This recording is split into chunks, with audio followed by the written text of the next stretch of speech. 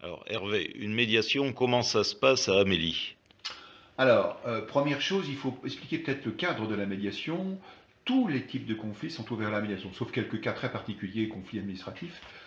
Tous les cas de conflits entre deux parties, qu'on va appeler A et B pour simplifier les choses, sont ouverts à la médiation quand il y a la volonté de dialoguer et de trouver même une solution amiable à ce différend.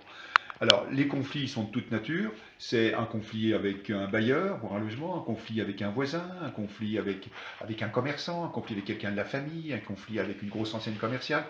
Tout est possible en matière de médiation s'il y a la volonté de dialoguer et de trouver une solution amiable entre les deux parties. Alors, comment ça se passe? Alain, je te laisse expliquer les phases de la médiation. La particularité, Amélie, c'est que nous sommes toujours deux. Sinon, la médiation, c'est un peu classique. Explique quand même.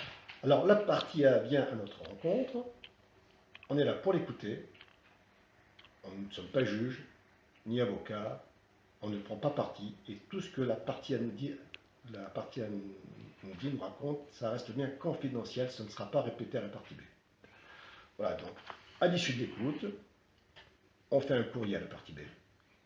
Parce qu'il est très important pour nous d'avoir le point de vue De la partie B. de la partie B, de la même façon qu'on a écouté très attentivement la partie A, il est important d'avoir son point de vue de façon séparée et confidentielle et en face à face. Voilà, avec le même soin que la partie A, ça reste toujours confidentiel. On leur fait signer à tous les deux, séparément bien sûr, les règles de confidentialité, etc. De participation à médiation, on appelle ça, voilà. Ensuite, à l'issue de l'entretien, Et vous les amenez à réfléchir aussi à quel est le pas qui pourrait être fait vers la partie adverse.